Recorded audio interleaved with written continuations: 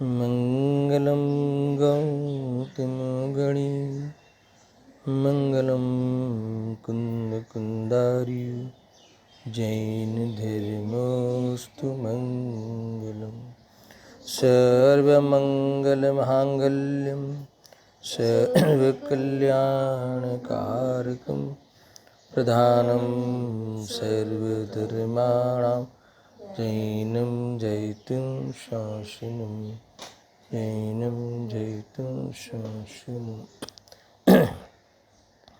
सर्वव्यापीकचिद्रूप स्वरूपाय परात्मने स्वोपलब्धिप्रसिद्धाय ज्ञानानन्दात्मने नमः।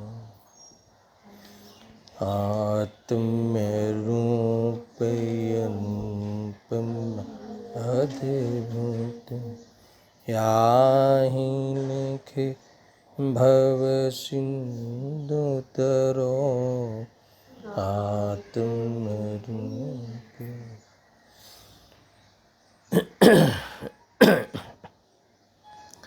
प्रवचन सार ज्ञान तत्व प्रज्ञापन महाधिकार, उसके पेटाधिकार में दूसरे नंबर का जो अधिकार है पेटाधिकारों में, उस अधिकार का नाम भी ज्ञान अधिकार है। इस ज्ञान अधिकार का हमने प्रारंभ किया है। कल भूमिका के रूप में काफ़ी कुछ बातें हुई थी। अतीन्द्रिय ज्ञान और इंद्रिय ज्ञान की अपेक्षा से ज्ञान के दो प्रकार कहे गए हैं, वो सब चर्चा कल हुई थी। प्रत्यक्ष परोक्ष का भी कल विचार किया गया था। 21वीं गाथा में ये बात आ रही है। प्रारंभ करते हैं आज गाथा कि अतीन्द्रिय ज्ञान रूप परिणमित होने से केवल भगवान के सब प्रत्यक्ष है, यानी केवल ज्ञान प्रत्यक्ष है। ये 21वीं गाथा में सिद्ध करेंगे क्यों प्रत्यक्ष है, प्रत्यक्ष होने का कारण क्या है, ये बात यहाँ कहने वाले हैं। और दूसरी 22वीं गाथा में नास्ति से कहा कि इनके कुछ भी परोक्ष नहीं है, यानी केवल ज्ञान परोक्ष है, परोक्ष नहीं है, कुछ भी परोक्ष नहीं है। और यानी केवल ज्ञान प्रत्यक्ष है, परोक्ष नहीं है। 21, 22 दो गाथा मिलके बात सिद्ध करनी है। और इसके बाद तुरंत 23वीं गाथा में कहते हैं कि ये जो प्रत्यक्ष है केवल ज्ञान, वह सर्वगत है। ये बातें 3 पॉइंट पे हमें चर्चा इस 3 गाथाओं में चलेगी। देखो 21वीं गाथा, प्रत्यक्ष छे समुद्रव्य पर्यय ज्ञान परिणम नारने जाने नहीं ते मैंने अविग्रह आदि क्रियावड़ी। यानी टीका में कहते हैं कि केवली भगवान इंद्रियों के अवलंबन से अवग्रह यह अवाय पूर्वक क्रम से नहीं जानते, है ना। यानी ये ज्ञान प्रत्यक्ष क्यों है, क्योंकि इनके अवग्रह यह अवाय आदि पद्धति से जानने की रीत नहीं है अभी। ये बात यहाँ कही। जो मति शुद्ध ज्ञान जब भी पदार्थों को जानेगा तो कैसे जानेगा, अवग्रह यह अवाय और धारणा पूर्वक पदार्थ का ज्ञान करेगा।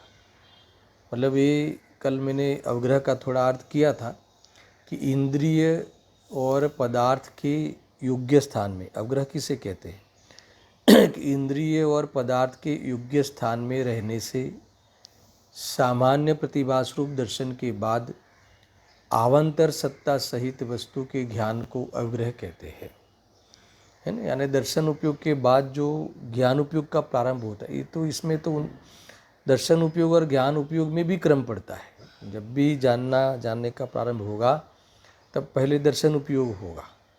दर्शन उपयोग में सत्तावलोकन मात्र, है ना, सत्तावलोकन मात्र कहा, यानी भेद किए बिना, वस्तु का भेद किए बिना अभेद रूप से, अर्थात तो सत्तावलोकन मात्र सत्ताग्राही है दर्शन उपयोग, स्वरूपग्राही नहीं है।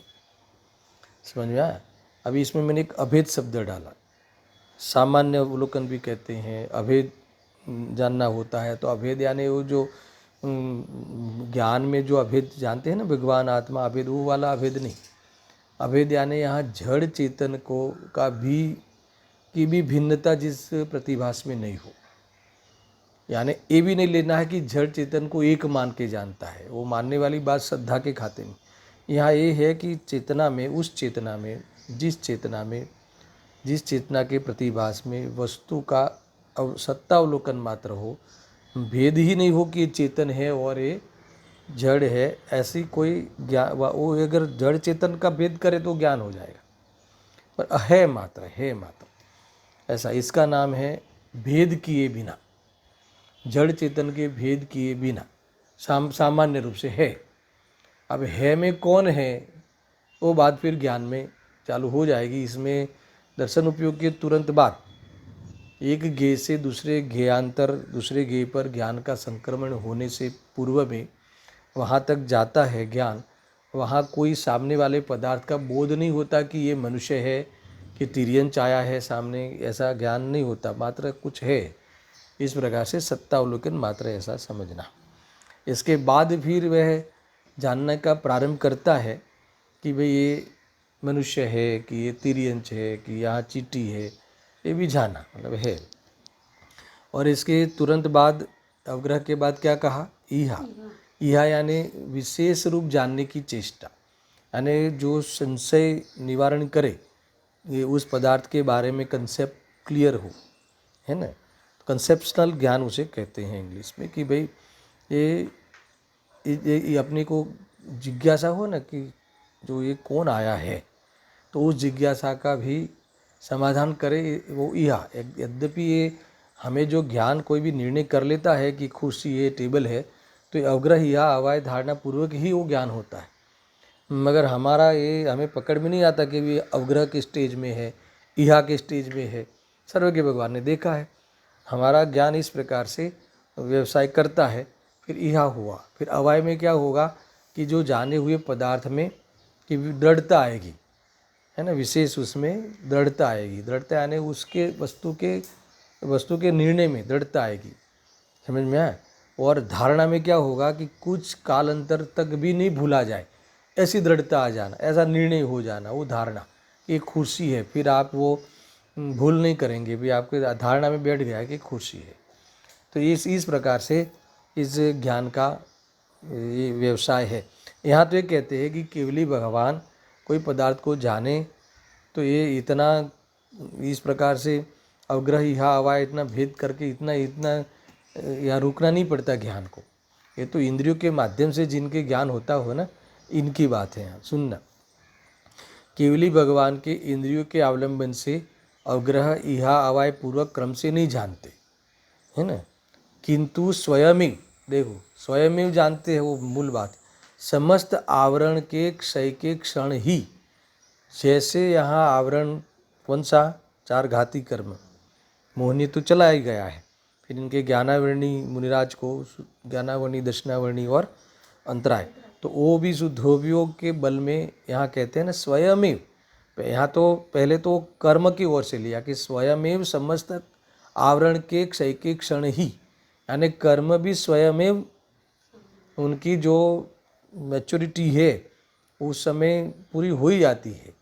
जीव के परिणाम का, जीव के शुद्धोपयोग जैसे महत्वपूर्ण पवित्र परिणाम के निमित्त के द्वारा ज्ञानावर्णी, दक्षिणावर्णी और अंतरा एक साथ में स्वयं क्षीण हो जाते हैं, अकर्मरूप परिणमन कर लेते हैं, तो उनकी जो आगे पीछे हो अवस्था है समय, तो समान कर लेते हैं। शुद्धोपयोग में इतना बल बढ़ता है। शपक श्रेणी में 12वें गुणस्थान में जो शुक्ल ध्यान वाला जो उपयोग रहता है ना, दूसरे पाए वाला एकत्व वितर्क है ना, अविचार ध्यान की बात हमने ली थी, तो इसमें इतनी पवित्रता आती है, लीनता आ जाती है कि सुख तो पूर्ण हो गया। और दूसरे वो 12वें गुणस्थान के अंत समय में, 13वें गुणस्थान के प्रथम समय में जब वो लेवल आएगा उस शुद्धोपयोग का, उस पर्याय का, तब ये सारे कर्म क्या क्षीणता को प्राप्त होते हैं। किसने किया, अरिहंत भगवान ने किया कि नहीं, स्वयं में हुई। निमित्त कौन है, तो कि शुद्धोपयोग, शुक्ल ध्यान, इतना ये है, मगर वो निमित्त तरीके है, जो स्वयं में क्षीण को क्षय के प्राप्त होते हैं। अब उसी क्षण, ये तो कर्म में कहा, कर्म में स्वयं में जिस क्षण क्षय होते हैं उसी क्षण ये बाजू आत्मा में क्या होता है कि पहले तो अगर बीच में उपाय भी बताया है कि केवल ज्ञान कैसे प्रकट हुआ है ना, अगर उसको हाइड करें तो हम ऐसा पढ़ सकते हैं कि स्वयं में समस्त आवरण के क्षय के क्षण ही यहाँ कह सकते हैं कि केवल ज्ञान उपयोग रूप होकर परिणमित होते हैं। कौन? केवली। मगर बीच में जो 2.5 लिटी मैंने अभी हाइड की ना, वो 2.5 लिटी में वो केवल ज्ञान रूप परिणमित होते हैं। तो क्यों होते हैं, क्या उपाय करते हैं, उस समय वो क्या करते हैं कि वो ज्ञान का इतना पूर्ण विकास हो जाता है ना, किसके आश्रय में होता है, ये बात इन्होंने लिखी है। ख्याल में आया? अभी मैं पढ़ता हूँ पूरा, ये ख्याल में आया? सामान्य तो इस ऐसी बात कर ली, मूल तो इतना ही विषय है कि केवली भगवान इंद्रियों के अवलंबन से मूल गाथा में अवग्रह या आवाय पूर्वक क्रम से नहीं जानते, और उस समय स्वयं में, है ना, क्यों ऐसा ज्ञान प्रकट हो गया? क्योंकि स्वयं में समस्त आवरण के क्षय के क्षण ही, कौन से आवरण? ज्ञानावरण आदि जो कर्म है, 3 कर्म जो बाकी रहे थे, उसके क्षय हो जाने के काल में ही केवल ज्ञान रूप परिणमित हो जाते हैं। और बीच में उन्होंने 2.5 लिटी में बहुत बढ़िया हमारे काम की चीज़ लिखी है। मैं गुरुदेव सिंह के प्रवचन से भी कुछ अंश पढ़ूंगा, गजब की बात आई है। देखो, उस क्षण, जिस क्षण आवरण के क्षय होता है सारे, उस क्षण में अनादि अनंत, अहेतुक और असाधारण, ये 3 विशेषण है ना, ये 3 प्रकार कहे किसके? ज्ञान स्वभाव के। ज्ञान स्वभाव को 3 प्रकार से बताया। कैसा है ज्ञान स्वभाव? अनादि अनंत है, अहेतुक है और असाधारण है। ऐसा ज्ञान स्वभाव किसके पास है? जीव मात्र के पास है। वैसे तो आचार्य जैनसे देव ने तो यहाँ इनको, इस आचार्य अमृतचंद्र देव ने एक ज्ञान स्वभाव को कारण बताया है ना, ये कारण बताएंगे अभी, इस कारण से वो क्या करते हैं, वे मुनिराज क्या करते हैं, इस स्वभाव में कैसे रहते हैं, तो केवल ज्ञान को प्राप्त होते हैं। और आचार्य जयसिंह देव ने वहाँ शुद्धात्मा लिखा। यहाँ वो गुरुदेव श्री रीजन देते हैं कि यहाँ ज्ञान की मुख्यता से बात करनी है ना, केवल ज्ञान की बात करनी है, इसीलिए ज्ञान की मुख्यता से कथन किया है। यद्यपि ज्ञान स्वभावी जो भगवान आत्मा है, इसके पूरा अभेद दृष्टि होती है स्वभाव पे, ऐसा लेना आया ख्याल में? सुनना, ये स्वभाव जो है अनादि अनंत, अहेतुक, असाधारण ज्ञान स्वभाव को ही कारण रूप ग्रहण करने से तत्काल ही प्रकट होने वाले केवल ज्ञान उपयोग रूप होकर परिणमित होती है। पहले तो इतना कहा, पहले तत्काल भी लिखा और ग्रहण करने से लिखा। किसको ग्रहण करना? ग्रहण करना यानी क्या? ग्रहण करना यानी यहाँ आश्रय करना, मात्र जानना नहीं। देखो, एक सामान्य अर्थ होता है कि जानना, ग्रहण करने का अर्थ है जानना। तो किस रूप से जानना? ये चैतन्य स्वरूप मैं हूँ ऐसी प्रतीति पूर्वक, है ना, जानते हुए उसमें उपयोग को स्थिर करना, अर्थात उपयोग इसमें जम जाना, ऐसी इतना जम जाना, परिपूर्ण रूप से जम जाना, परिपूर्ण रूप से आश्रय कर लेना। समझ में आया ना? तो इस प्रकार से ही वो केवल ज्ञान शुद्धोपयोग के बल से केवल ज्ञान रूप परिणमित हुआ जाता है। इसमें सारी बातें हट गई, बाहर का कोई व्यवहार की, कोई त्यौहार की, कोई शरीर की क्षमता, ये कोई कारण नहीं बताया। कौन कारण बताया? शुद्धात्मा का आश्रय, जिसका आश्रय करना है वो कौन है? ज्ञान स्वभाव। ज्ञान स्वभाव कहो, ज्ञान स्वभावी भगवान आत्मा कहो, एक की बात है। पर वो कैसा है? 3 विशेषण से इनको यहाँ महिमा की है। पहले तो अनादि अनंत है, ज्ञान स्वभाव केवो छे? अनादिथी छे, अनंत काल। फिर दूसरा यहाँ कहा कि अहेतुक है। अहेतुक में क्या कहा? यानी इसका कोई हेतु नहीं है। ये ज्ञान स्वभाव क्यों है, आत्मा ज्ञान स्वभावी क्यों है? तो इसका कोई बाह्य में कोई हेतु नहीं है, कोई देव शास्त्र गुरु के कारण, है ना, या कोई किसी की मेहरबानी के कारण, किसी के आशीर्वाद से आत्मा ज्ञान स्वभावी है, अथवा पंचभूत तत्व के आधार से या ज्ञान स्वभावी, ऐसा कुछ नहीं है। वो अपना बर्फ ठंडा क्यों है? स्वभाव है। स्वभाव में कोई विकल्प नहीं, स्वभाव में कोई भी वहाँ हेतु होता ही नहीं। वहाँ अहेतुक कहा ना, ऐसा है। स्वभाव में कोई भी प्रकार कि तुम्हारी विकल्प अर्थात तो कोई अपील नहीं चलती। मिर्ची तीखी क्यों है? उसका स्वभाव है ना, अहेतुक हुआ ना, इस प्रकार से ऐसा अहेतुक है। फिर असाधारण है। असाधारण का अर्थ क्या कि अन्य जीव द्रव्य को, अरे अन्य 5 द्रव्यों को तो ये ज्ञान स्वभाव है ही नहीं, है ना, यानी ये सबके नहीं है। जैसे अस्तित्व सबके है, आया ख्याल में, प्रमेयत्व सबके है, 6 द्रव्यों के है, ऐसा जीव 5 द्रव्यों में तो है ही नहीं। अरे ज्ञान 5 द्रव्यों में तो है ही नहीं, और मेरा ज्ञान अन्य जीव द्रव्यों में नहीं है ना। मेरा ज्ञान सर्वज्ञ में नहीं है, सर्वज्ञ भगवान के पास नहीं है। इस प्रकार से ये मेरा ज्ञान स्वभाव कैसा है? असाधारण है। तो ऐसे असाधारण ज्ञान स्वभाव को ही कारण रूप ग्रहण करने से, गुरुदेव से तो पूरी विधि बताते हैं, छोड़ते नहीं, है ना। किस कारण रूप से कैसे ग्रहण करोगे? तो इसका जो उपयोग लक्षण है वही जानन लक्षण है। उस लक्षण के द्वारा वो प्रगट लक्षण है, लक्षण शुद्ध होता है, प्रगट होता है और प्रसिद्ध करता हुआ होता है ना। उस लक्षण के द्वारा मैं देह से भिन्न हूँ ऐसी सिद्धि हो सकती है, और ऐसी सिद्धि करते पूरी जो हर रोज चलता है ना, ये तो वास्तव में निरंतर भोगने की चीज़ है। इस प्रकार से तो चैतन्य लक्षण के द्वारा हम अपने आत्मा को पकड़ सकते हैं, जान सकते हैं, अनुभव कर सकते हैं, आश्रय लेने के लिए वहाँ से अब एंट्री मार सकते हैं। समझ में आया ना? ये जो जानन स्वभाव जो है, ये शरीर के साथ मिला हुआ होने पर भी और प्रत्यक्ष में राग के साथ व्यवसाय करते हुए होने पर भी, आत्मा में उत्पन्न होता हुआ राग है ना, उसमें व्यवसाय करते हुए भी ज्ञान चेतन द्वारा, चैतन्यता के द्वारा, है ना, उसके उस राग से और उस देह से भिन्न अस्तित्व का अनुभव किया जा सकता है। अपनी चीज़ की तारवणी कर सकते हैं। इस प्रकार से यहाँ वो उस चैतन्यता लक्षण के द्वारा, उपयोग लक्षण के द्वारा पूरी चेतन वस्तु मैं हूँ कि जो कैसी है ना, अनादि अनंत है, कैसी है, अहेतुक है, कैसी है, असाधारण है, पवित्र है, शुद्ध है, एक रूप है, आया ना, अरूपी है। इस प्रकार से अपने आत्मा को सिद्धि कर लेना, वेद ज्ञान के द्वारा सिद्धि कर लेना, फिर उसकी इसमें अनुभूति करते हुए, समझ में आया ना, प्रसिद्धि कर लेना, सिद्धि के बाद प्रसिद्धि, है ना। इसमें अंतर्मुख होके, यानी प्रतीति को जोड़ते हुए, श्रद्धा को, जो यही मैं हूँ ऐसी श्रद्धा को जोड़ते हुए क्या कर लेना, क्या हो जाता है, इसकी प्रसिद्धि हो जाती है। इसके बाद उपयोग में कोई गिने झल के, कदाचित राग सहित भी झल के, तो उपयोग वहाँ नहीं टिकता और बार बार वहाँ से छूटकर शुद्धोपयोग होता है। और एक समय ऐसा आता है कि स्वरूप से बाहर आता ही नहीं। जानता तो सबको है, मगर राग सहित बार भटकता नहीं, ज्ञान कहीं भटकता नहीं।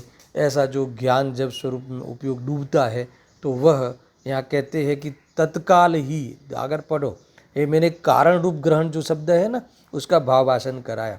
एक कारण रूप, ये जो कारण है हमारे पास, ये कारण परमात्मा जो है ना, ऐसा ये है कारण परमात्मा, कार्य परमात्मा, सर्वज्ञ भगवान है। मगर ऐसा कार्य होने का कारण मेरे पास भी है।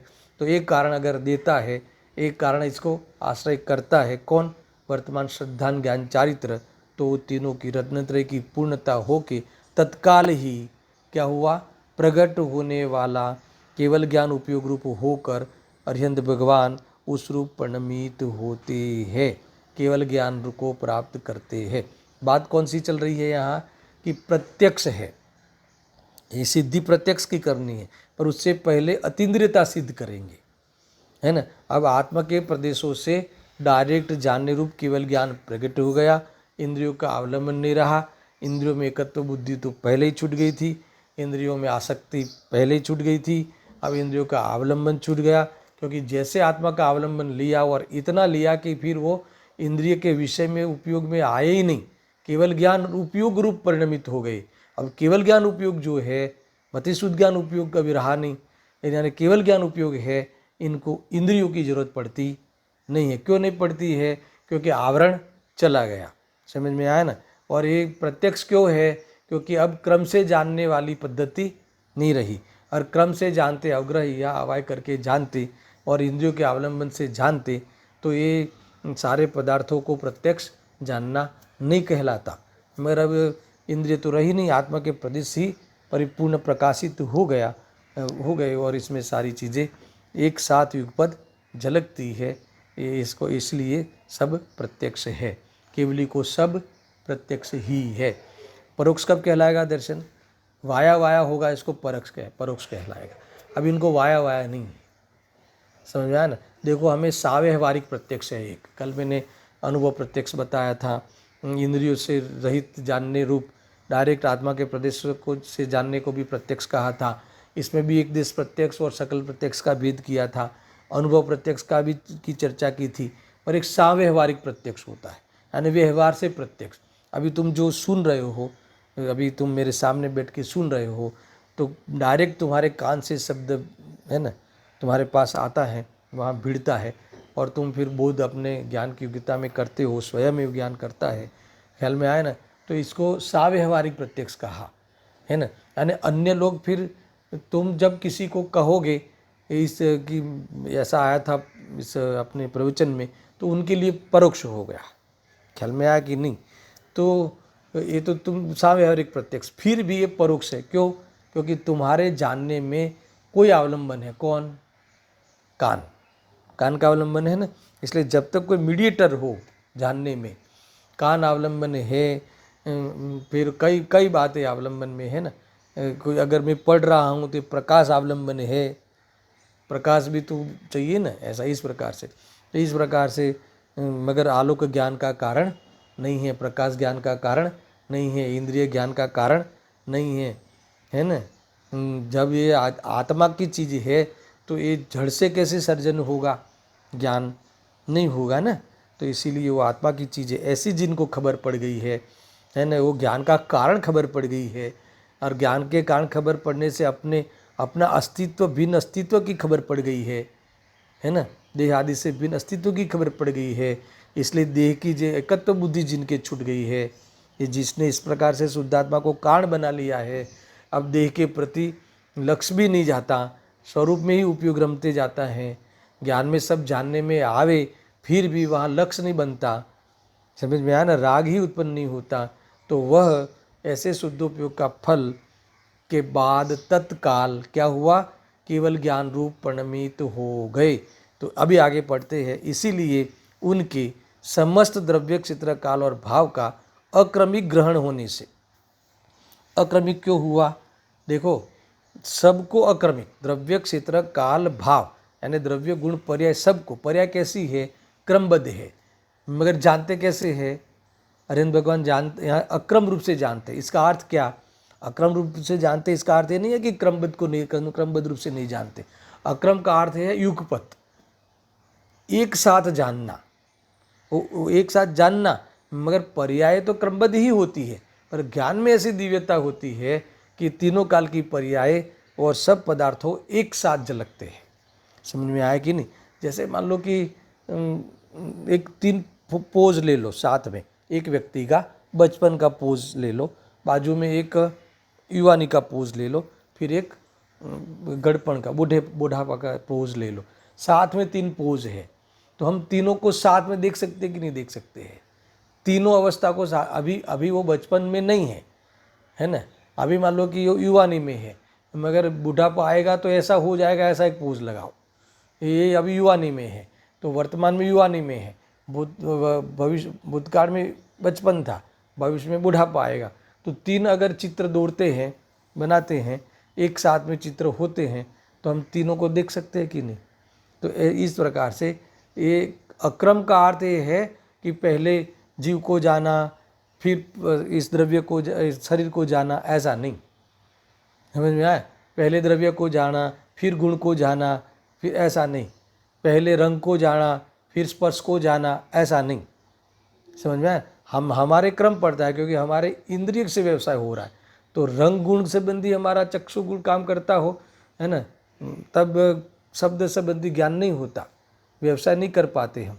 तो एक समय में एक इंद्रिय का विकल्प बताया था, तो इनकी अभी इंद्रिय की अधीनता नहीं रही, डायरेक्ट फिर वो इंद्रिय के ज्ञान में आए ही नहीं, जैसे मति ज्ञान और शुद्ध ज्ञान को मर्यादा में लेकर उपयोग स्वरूप में डूब गया, है ना, तो जानना समाप्त नहीं हुआ, जानना तो हुआ मगर पूरे आत्म प्रदेशों से एक साथ जानने में हुआ।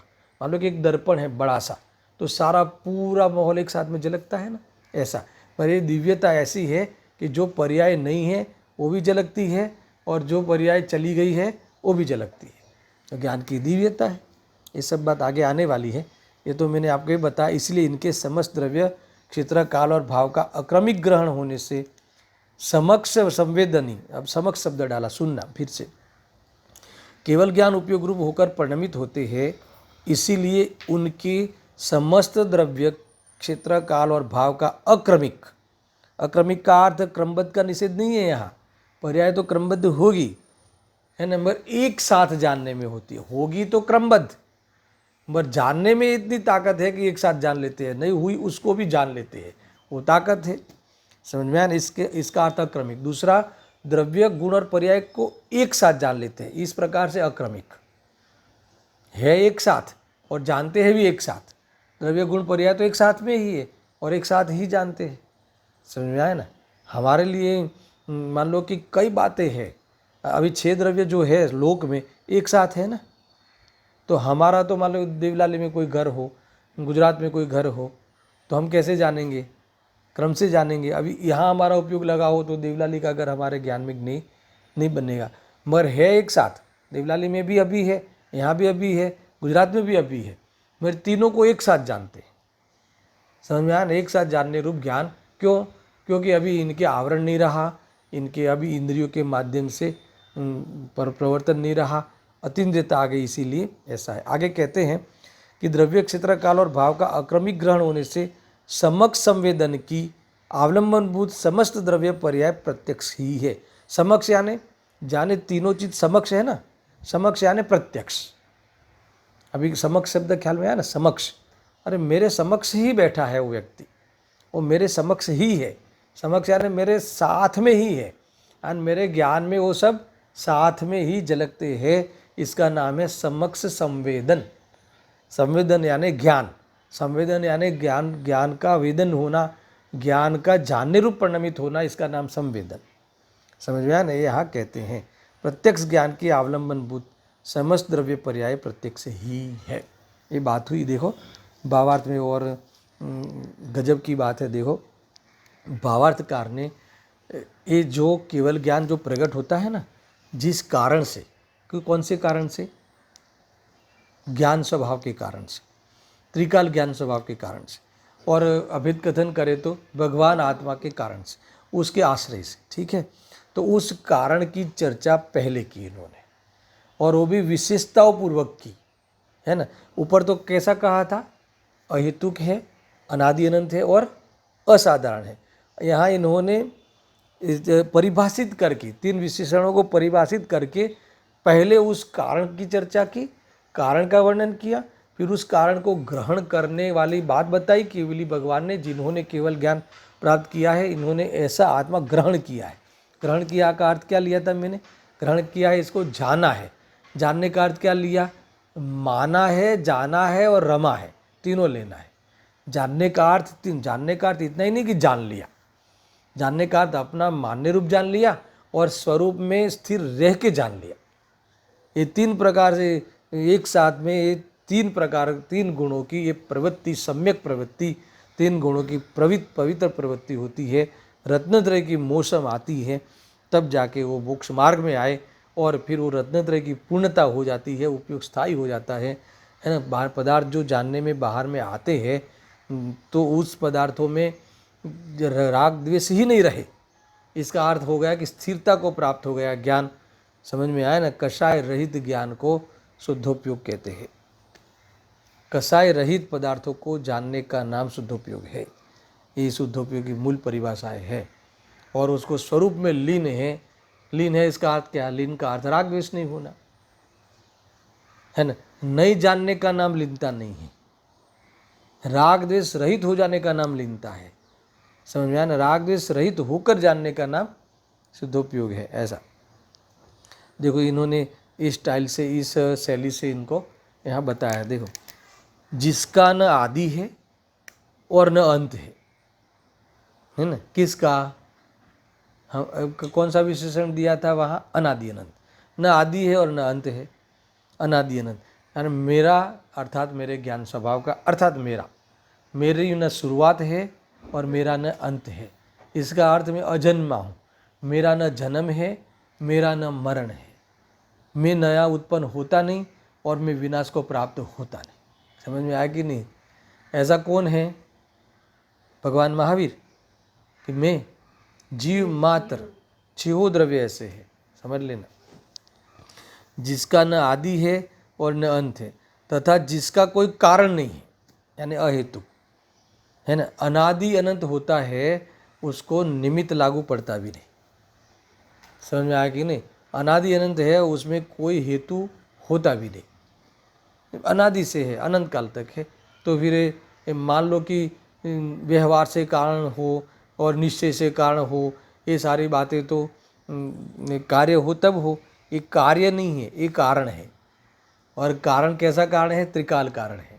कार्य हो तो वो निश्चय से इस कारण से हुआ और व्यवहार से इस कारण से हुआ, ऐसा कहलाएगा। मान लो सम्यक दर्शन हो तो निश्चय से उसका कारण कौन है? शुद्धात्मा है। और व्यवहार से कौन है? देवशास्त्र गुरु है। ये सब कहा जा सकता है। समझ में आया कि नहीं? मगर ये तो कारण है, कार्य नहीं है एक। और वास्तव में कारण तो कार्य की ओर से कारण कहा गया। वैसे तो वो भगवान आत्मा, वो आत्मा का मूल स्वरूप है। कारण तो तब कहलाएगा कि उसको देखकर जब पर्याय कार्य कर लेवे। समझ में? एक कह रहे हैं देखो, तथा जिसका कोई कारण नहीं है, यानी वो देखो मेरा जो ज्ञान गुण है, वो ज्ञान गुण में कोई कर्म का क्षय की जरूरत नहीं पड़ती। कोई कर्म का क्षय हो गया इसलिए मेरा ज्ञान गुण है, ऐसा नहीं है। आत्मा में ज्ञान गुण क्यों आया? क्योंकि कर्म था, वो चला गया इसलिए ज्ञान गुण आया, ऐसा नहीं है। अरे अनादि से है, अनंत काल तक है, अनंत काल तक रहेगा। आवरण था तब भी है ना। एक गुण कहाँ रहते हैं? द्रव्य के पूरे भाग में और सब हालतों में, सब हालतों में रहता है। उसका अर्थ क्या हो गया? अनादि अनंत है ना। राग की अवस्था में भी रहता है, अक्षर के अनंत विभाग वाला ज्ञान हो तब भी रहता है, केवल ज्ञान हो जाए तब भी रहता है। कैसा रहता है? वैसा का वैसा, वही का वही रहता है, ध्रुव है। समझ में आया ना? ऐसा देखो, तथा जिसका कोई कारण नहीं है और अन्य किसी द्रव्य में नहीं है, अन्य द्रव्य में नहीं है यानी असाधारण, अन्य द्रव्य में नहीं है, उसका अर्थ क्या लिया? असाधारण, यानी असाधारण है, साधारण नहीं है कि भाई इसमें भी है उसमें भी है, ऐसा नहीं। कोई कहे कि नहीं ज्ञान अन्य जीव द्रव्य में तो है ना, मगर मेरा ज्ञान उनमें नहीं है, मेरा ज्ञान तुम्हारे में नहीं है, इसलिए तुम जानने के लिए स्वतंत्र हो। समझ में आया ना? तुम उल्टा जानने के लिए भी स्वतंत्र हो, विपरीत जानने के लिए भी स्वतंत्र हो, सम्यक जानने के लिए भी स्वतंत्र हो, पूर्ण जानने के लिए भी स्वतंत्र हो। गजब की बात है, क्योंकि तुम्हारा ज्ञान तुम्हारे में है, किसी में नहीं है। क्यों? क्योंकि तुम्हारा ज्ञान गुण अनादि अनंत है ना, अहेतुक है, असाधारण है, इसीलिए इसके आश्रय से होने वाला कार्य भी स्वाधीन होता है ना, उसी में से ही होता है, उसका अनुसरण करके होता है। फिर भले वो प्रोसेस में जब उत्पन्न होता है, फिर वह इंद्रियों का अवलंबन ले के प्रवृत्ति, तो वो विभाव है, वो हमारी शोभा नहीं है। मगर ज्ञान हमारी शोभा है, ज्ञान तो हमारा लक्षण है, ज्ञान तो हमारी पहचान है। समझ में आया ना? ज्ञानથી આ જીવ ઉજળો છે, એમ અહીંયા કહે છે। जो जिसका न आदि है और न अंत है, तथा जिसका कोई कारण नहीं है और जो अन्य किसी द्रव्य में नहीं है, ऐसे ज्ञान स्वभाव को ही उपादेय करके, उस ऊपर क्या था? ग्रहण करके, यहाँ क्या लिखा? उपादेय करके, यानी दृष्टि में उपादेय करना। यही मैं हूँ, ये दृष्टि में उपादेय हुआ। चैतन्य स्वभाव लक्षण के इस पकड़ में आया कि जो अहेतुक है, अकारण है, ऐसा समझ में आया है ना। वो समझना वो क्षौक्षम है, आगम ज्ञान है। इसके बाद उसमें प्रतीति जुड़ गई कि यही मैं हूँ, तो वो आगम ज्ञान, विकल्प वाला ज्ञान मिट के वो निर्विकल्प ज्ञान हो गया। यही मैं हूँ ऐसी प्रतीति हो गई, यानी उपादेय हो गया। हमेशा पर से भिन्न समझ में आ रहा है, अनुभव में आ रहा है, वो ज्ञान में उपादेय हो गया। और उसके आश्रय होने से राग द्वेष का अभाव होने लगा। इसीलिए समझ में आया कि नहीं, चारित्र में भी ये उपादेय हो गया। क्यों? क्योंकि राग द्वेष रहित है वस्तु और पर्याय भी राग द्वेष रहित होने लगी, विज्ञानगन होने लगी। तो इसका नाम है उपादेय करके केवल ज्ञान की उत्पत्ति के, सुनना, केवल ज्ञान की उत्पत्ति के बीजभूत, केवल ज्ञान की उत्पत्ति के बीजभूत कौन सा, शुक्ल ध्यान नामक स्वसंवेदन ज्ञान रूप से जब आत्मा परिणमित होता है तब उसके निमित्त से सर्वघाती कर्मों का क्षय होता है और उस क्षय होने के समय ही आत्मा स्वयं में केवल ज्ञान रूप परिणमित होने लगता है। इसमें कौन सा पुरुषार्थ डाल दिया, शुक्ल ध्यान। कैसा है, स्वसंवेदन ज्ञान रूप से, शुक्ल ध्यान नामक स्वसंवेदन, संवेदन तो था पर स्वसंवेदन, शुक्ल ध्यान में ध्यान रूप अवस्था में ये जो ज्ञान है, ज्ञान रूप का जो ये जानन रूप संवेदन है, यही में हूँ ऐसी प्रतीति के साथ उसी का ही ध्यान रहे, उसी का ध्यान रहे यानी उसी का ध्यान रहे वो यानी वो जानने में हर पदार्थ आवे, अपनी योग्यता के अनुसार पदार्थ जानने में आवे, मगर एक बार भी उस पदार्थ का लक्ष्य होवे नहीं, उसका नाम आत्मा का ध्यान। लक्ष्य होवे नहीं यानी राग होवे नहीं, प्रयोजन तो उसमें भाषित नहीं होता है, वो श्रद्धा हो गई, मेरी चीज़ नहीं है वो तो श्रद्धा हो गई है ना, और वो मेरी चीज़ से भिन्न है वो तो विज्ञान हो गया, मगर अभी वहाँ लक्ष्य भी नहीं हुआ। तो इस जब स्वरूप का ही लक्ष्य हुआ यानी राग द्वेष रहित ही जानना हुआ, इसका नाम आत्मा का वो शुक्ल ध्यान वाला पाया। यहाँ कहते हैं कि इस रूप से हो जाने से उसके निमित्त से कर्म में धजिया उड़ गई, कर्म अकर्म रूप परिणमित हो गए। यहाँ कहते हैं कि सारे घाती कर्मों का क्षय हो गया और उस क्षय होते ही उस समय ही तत्काल ये आत्मा, ये हमारे भगवान केवल ज्ञान रूप परिणमित हो गए, अर्थात आत्मा केवल ज्ञान रूप परिणमित होते हुए परमात्मा बन गया, स्वयंभू हो गए, अर्थात उस समय केवली अरिहंत केवली हो गए।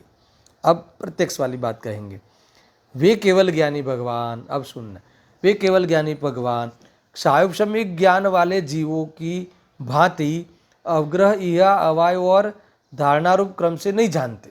क्या कहा, ये कहा ना, इंद्रियों के अवलंबन से नहीं जानते, ये कहा इंद्रियों के अवलंबन से होगा तो अवग्रह या अवाय और धारणा होगी, तो धारणा रूप क्रम से नहीं जानते, किंतु सर्वद्रव्य क्षेत्रकाल भाव को युगपत जानते हैं। इस प्रकार उनके सब कुछ प्रत्यक्ष होता है। मूल हेतु ये दिया कि भाई इनके जो सायुपशमिक ज्ञान वाले यानी छद्मस जानते हैं, वैसा विचारणा करके फिर धारणा करेंगे, ऐसी बातें वहाँ नहीं है। क्यों, क्योंकि वो जब इंद्रिय में अवलंबन लेता है जब ज्ञान, तब जाके वो जिस पदार्थ को जाना उसका सत्ता पहले समग्र रूप से सत्ता ध्यान प्रतिभास होवे, फिर वो पदार्थ जानने में आवे, फिर निर्णय होवे, ये बात है ही नहीं। अब तो ज्ञान पूरा प्रकट हो गया है, इसीलिए प्रत्यक्ष ही है। इस प्रकार से प्रत्यक्ष का, इसको आपको बहुत ज़्यादा समझ में नहीं आवे, दर्शन तो इतना लेना है कि इंद्रियों का अवलंबन नहीं है, इसलिए प्रत्यक्ष समझ आया ना, यही है प्रत्यक्ष होने का अर्थ यही है कि डायरेक्ट जानना, बीच में कोई भी प्रकार का अवलंबन नहीं है, ऐसा इन्होंने कहा है। अब 21वीं गाथा का थोड़ा सा गुरुदेव के प्रवचन के अंश पढ़ते हैं, आनंद आएगा। इसके बाद में कल 22वीं गाथा कि केवल ज्ञान कैसा परोक्ष नहीं है, उसकी चर्चा मैं कल करूँगा। तो थोड़ा सा ले लेते हैं इसमें से। ये प्रवचन सुधा है, प्रवचन सुधा का कौन सा भाग है, ये दूसरा भाग है, 21 नंबर की गाथा ज्ञान तत्व प्रज्ञापन में। और देखो मैं क्या उन्होंने कहा वो पढ़ लेता हूँ। हाँ देखो, भगवान आत्मा वहीं से स्टार्ट करता है। एनो जे ज्ञान स्वभाव, पहले स्वभाव से बात उठाते, ठीक है। अनादि अनंत छे, अहेतुक छे, इन्हें कोई हेतु नहीं, असाधारण छे, ये 3 बातें कही।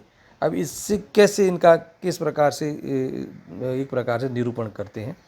एवा ज्ञान स्वभावने कारणपणे ग्रहवाथी, कारणपणे यानी उसका आश्रय लेने से, इतना लेना, केवल ज्ञान प्रगट थयुं छे।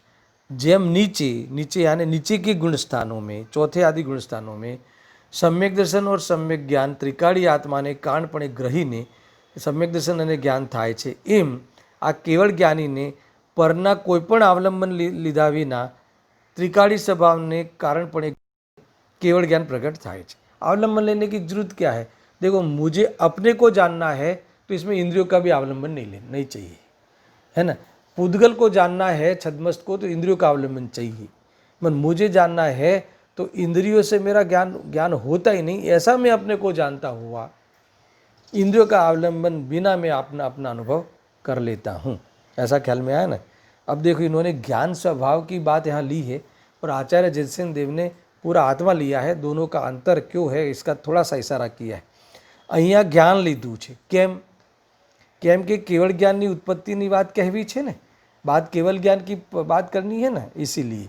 बाकी तो त्रिकाળી દ્રવ્યને કારણે ગ્રહીને કેવળ જ્ઞાન થયું છે, એ बात यहाँ કહ્યું। यहाँ ज्ञान थोड़ું જુદું પાડવું છે ને। क्यों जुदा करना है? क्योंकि यहाँ केवल ज्ञान की उत्पत्ति का कारण कहाँ किस में से आता है, तो कि ज्ञान गुण में से आता है, इतना बताना है। मगर कैसे आता है? तो ऐसे ज्ञान स्वभाव वाला मैं हूँ, त्रिकाली भगवान आत्मा, पूरे आत्मा का अवलंबन रहता है। ये इतनी बात थोड़ी इन्होंने की है। अब और एक बात 5 नंबर के पेज पे सुनना जरा से, है ना। कारणपणे ग्रहवाથી तुरंत જ प्रगटता स्वभाव तो ज्ञायक ज्ञायक ज्ञायक ज्ञायक ज्ञायक एकरूप ज्ञान स्वभाव सदृश्य ध्रुव अनादि अनंत है, जेने कोई हेतु नहीं। मुझे क्या बताना है? अभी हेतु को थोड़ा पेट खोलते हैं। इन्हें कोई हेतु नहीं। द्रव्य ने शू हेतु हो? द्रव्य छे छे छे छे छे छे जे तणे काढ़े छे ने शू हेतु हो? एक। अब त्रिकाળી गुण ने पण शू हेतु हो? જ્યારે गुण पण त्रिकाળી છે तो એને પણ શું हेतु હોય? अब खास पर्याय के लिए बात करनी है। पर्याय को तो हेतु होना ना। तो यहाँ कहते हैं कि पर्याय को भी हेतु नहीं है, ऐसा प्रवचन सार में कहा। कैसे? सुनना। अने ये द्रव्यनी ध्रुवनी अपेक्षा, देखो वर्तमान पर्याय जे उपजे છે એને પણ સિદ્ધ કરવા માટે જ્યારે એમ કહે છે એને પણ દ્રવ્યની ध्रुवनी अपेक्षा नहीं। यानी उत्पाद वे द्रव्य 3 अंश है ना पर्याय के, तीनों अंश में इतनी स्वाधीनता बताते हैं कि उत्पाद को ध्रुव और व्यय की अपेक्षा नहीं है, व्यय को उत्पाद द्रव्य की अपेक्षा नहीं है, ध्रुव को उत्पाद व्यय की अपेक्षा नहीं है, तीनों को एक दूसरे की अपेक्षा नहीं है। स्वयं वो उस प्रकार की अपनी अपनी योग्यता से 3 अंशरूप पर्याय होती है। समझ में आया ना? तब जाके पदार्थ स्वाधीन होता है। नहीं तो व्यय को कोई ध्रुव की पड़ी नहीं है, और ध्रुव कोई व्यय ने व्यय से सिद्ध किया इसलिए ध्रुव है, ऐसा नहीं है। सुनना बराबर से, ऐसा। तो इसीलिए यहाँ कहते हैं कि इसका कोई हेतु नहीं है। जो देखो आत्मा अनादि से है दर्शन, ठीक है, और इसके अनंत गुण है वो अनादि से है। इसमें कौन से कर्म के क्षय उपशम की जरूरत है? कोई भी नहीं। अच्छा, हर समय जो पलटना है, उत्पाद व्यय द्रव्य रह के उत्पाद व्यय होना है, इसके लिए हर समय पलटना है। हरेन भगवान भी हर समय पलटते हैं, सिद्ध भगवान भी की पर्याय हर समय पलटती है, हमारी भी पलटती है। तो उस पलटने के लिए कौन से कर्म का क्षय उदय उपशम चाहिए? किसी का नहीं चाहिए, वो पलटता ही है। अब उसमें श्रद्धा का सम्यक होना, उसमें निमित्तपना लागू पड़ता है, मगर पलटने में कोई निमित्तपना लागू पड़ता नहीं है। इसलिए इसका कोई हेतु नहीं है। यानी पूरी वस्तु द्रव्य गुण पर्यायपणे पूरी वस्तु द्रव्य क्षेत्र काल भावमयी पूरी वस्तु अहेतुक है, ऐसा समझ लेना। यहाँ तो द्रव्य स्वभाव की मुख्यता से कहा है कि जो हमारी शक्तियाँ है, हमारे में जो ज्ञान गुण है, वो ज्ञान गुण कैसा है? क्योंकि ज्ञान गुण में पर्याय में निमित्तपना लागू पड़ेगा, क्योंकि लोकालोक को जानने में निमित्तपना लागू पड़ेगा, कर्म के अभाव क्षय के निमित्तपना लागू पड़ेगा, मगर ज्ञान स्वभाव में निमित्तपना लागू पड़ता नहीं है। ऐसा देखो, ऐसा कहा ना। तो અહીંયા ત્રિકાળી ભગવાન આત્મા તેને કોનો हेतु होय, है ना, अलौकिक बात है, ऐसा गुरुदेव से ने कहा। अब थोड़ी और बातें मैं करता हूँ। पेज नंबर 7 पे आ जाओ। छोटे छोटे ये टॉपिक है, बिंदु है, पूरा इन्होंने तो क्रमवाही लिया है, मगर मैं कुछ खास खास बातों पे प्रकाश डाल रहा हूँ। देखो, सुनना बराबर से। हाँ, ऐसा देखो, धन्य काળ, आहा, 5મા આરાના પ્રાણીને પણ આમ સમજાવે છે।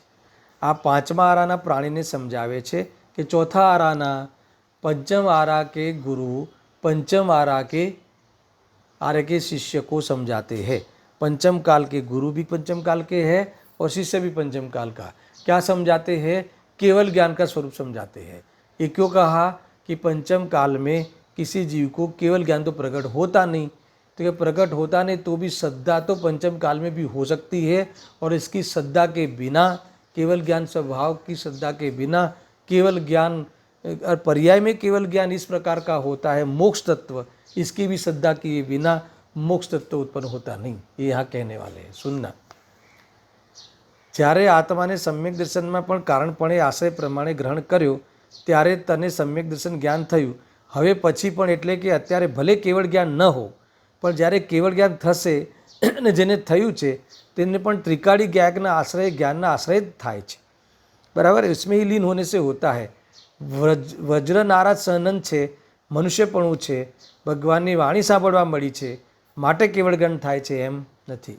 सुनना है होगा कब केवल ज्ञान? पंचम काल में तो नहीं होगा.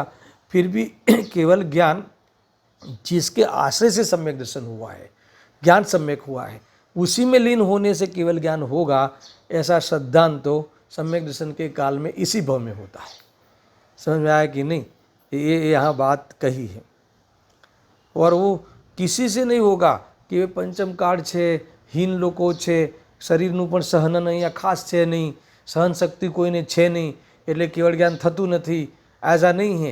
केवल ज्ञान होने की योग्यता काल में नहीं है, और जब होगी तब इसी प्रकार से होगी, किसी प्रकार से स्वभाव में लीन होने से होगी.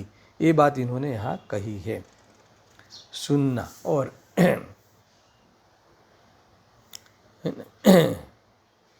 बहुत कुछ बातें लिखी है यहाँ. वज्र नारद सहनન છે, મનુષ્યપણું છે, ભગવાનની વાણી સાંભળવા મળી છે માટે કેવળ જ્ઞાન થાય છે એમ નથી. પાંચમા આરાના પ્રાણીને પણ સંતો આમ કહે છે કે જેને અત્યારે કેવળ જ્ઞાન થવાનું નથી એવો કાળ છે, છતાં કહે છે કે કેવળ જ્ઞાનની ઉત્પત્તિનું કારણ આ ज्ञायक भाव છે ને ज्ञायक भाव ત્રણેય કાળે છે, है ना. और उसमें लीन होगा, जब लीन होगा तब इसमें काललब्धि भी आ गई, होनहार भी हो गई और पुरुषार्थ भी हो गया और केवल ज्ञान प्रकट भी हो जाएगा और कर्म का अभाव भी हो जाएगा. ऐसा तो निर्णय रखना. केवल ज्ञान उत्पत्तिનું કારણ આ જ્ઞાયક ભાવ જ છે એમ તું નિર્ણય અત્યારે રાખજે, ભલે કેવળ જ્ઞાન જ્યારે આવવાનું હોય ત્યારે આવે. બહુક્રિયા કરું, દયા પાડું, વ્રત કરું એ બાત તો આएगी इनके. भक्ति करूँ એનાથી કેવળ જ્ઞાન થાય એમ વાત કાઢી નાખજે, એ बात यहाँ कही है. देखो और बातें, बहुत कुछ बातें हैं. देखो, है ना. शुक्ल ज्ञानની પર્યાય પણ વ્યય થાય છે ત્યારે કેવળ જ્ઞાન ઉત્પન્ન થાય છે. ये दूसरे पाये में, दूसरा पाया चौथे 12वें गुणस्थान में होता है ना शुक्ल ध्यान का दूसरा पाया, वो शुक्ल ध्यान एकत्व वितर्क विचार वो भी उसका अभाव होता है ना, तब केवल ज्ञान प्रकट होता है. यानी पर्याय में भी पूर्व पर्याय उत्तर पर्याय का कारण नहीं, स्वयंभू होती पर्याय. गजब की बात है, ये बात भी इन्होंने यहाँ कही है. और अक्रमपणे प्रकट થાય છે सबको. ये कहा ना केवल ज्ञान परिणमी છે એને અવગ્રહ ઇહા क्रमની ક્રિયાની જરૂર નથી, विचारणा करनी पड़े ऐसा सब उसमें होता नहीं. इन्होंने कहा है, देखो युगपद होता है. उपयोग रूप केवल ज्ञान उपयोग रूप થઈને પરિણમે છે, અને उपयोग जो मति ज्ञान था वो केवल ज्ञान उपयोग रूप होके परिणमित होता है, इसका कोई हेतु नहीं है, ऐसा कहा. देखो एक बात इन्होंने इशारा ये किया है कि ये जो केवल ज्ञान प्रकट होता है, तीन लोक, तीन काल का द्रव्य क्षेत्र काल भाव है ना, ये जो ज्ञान इनको होता है प्रत्यक्ष में होता है, पर नीचे जो इंद्रिय से जानते हैं उसका ज्ञान भी इंद्रियों में से नहीं आता. ये बात का भी इशारा इसमें किया है, आप पढ़ लेना, ऐसा है.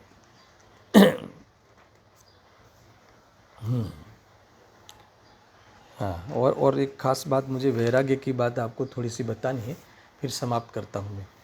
लास्ट में 10 नंबर के पेज में बहुत ज़ोरदार बात की है. जेने अंदर गरज होय, आप सुनना, ये हमारे लिए खास. जेने अंदर में गरज होय, किस बात की? सुखी होने की, पराधीनता मिटाने की. इच्छा दुख का कारण है, वो इच्छा का अभाव करने की, समेटने की. समझ में आया ना.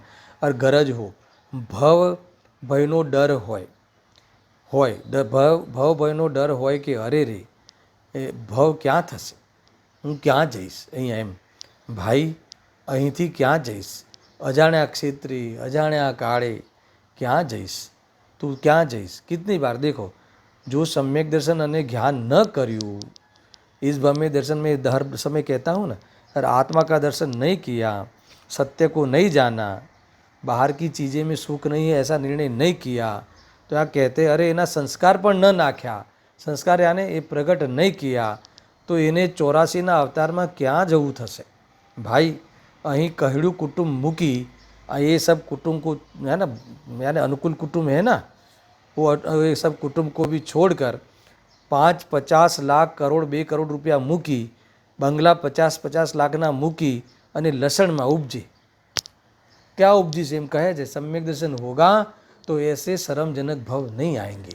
पहले तो भव की संतति टूट जाएगी और थोड़े भव आएंगे तो भी ऐसे शर्मजनक भव नहीं आएंगे और भव का अभाव होने के ही क्रम में होगा। ये सब समझ लेना, गजब की बात है ना। લસણમાં ઉપજે, આહા હા તિર્યંચની કુખે ઉપજે બાપુ, એવો જેને ભવનો ભય અને ડર લાગ્યો હોય, ભલે સ્વર્ગમાં ઉપજે तो પણ ભવ કલંક છે। कोई कहे हमें तो है ना आत्मा का अनुभव भले नहीं हुआ मगर हम तो जीवन पर इसमें लगाया है तो स्वर्ग में जाएगा, तो स्वर्ग पण શું છે? ભવ કલંક છે, क्योंकि वहाँ भी कोई सुख नहीं है ऐसा। સ્વર્ગના પણ ભવ કલંક છે। એવા ભવના કલંકોને જેને ડર લાગ્યો છે એણે આ નવ તત્વમાં કેવળ જ્ञान मोक्ष तत्व આવું હોય इसकी चर्चा उसका निर्णय किया है। देखो पूर्णता के लक्ष्य से कार्य करना है ना, पूर्णता के लक्ष्य से और पूर्ण के लक्ष्य से करना, पूर्णता प्राप्त करनी है। बीच में थोड़ा सा कोई सम्यक दर्शन हो जाए तो बहुत होगा, ऐसा नहीं। केवल ज्ञान प्रकट होगा बस वहाँ तक। ये मोक्ष तत्व, केवल ज्ञान यानी मोक्ष तत्व है ना, ये मुझ में से ही प्रकट होता है, ऐसा निर्णय आज कर लेना। इस प्रकार से यहाँ कहा है, यानी कुल मिला के प्रवचन सार की 21वीं गाथा में इतनी बात कही कि केवल ज्ञान केवुं छे? प्रत्यक्ष छे। जो अतीन्द्रियता को प्राप्त ऐसे हमारे केवली भगवान को सब प्रत्यक्ष ही है, इसकी चर्चा यहाँ हुई। अब परोक्ष नहीं है इनका ज्ञान, इसकी चर्चा कल मैं 22वीं गाथा के आधार से करूँगा। सहजानंदी शुद्ध स्वरूपी अविनाशी हूँ आत्मस्वरूप। सहजानंदी शुद्ध स्वरूपी अविनाशी हूँ आत्मस्वरूप। सहजानंदी शुद्ध स्वरूपी अविनाशी आत्मस्वरूप।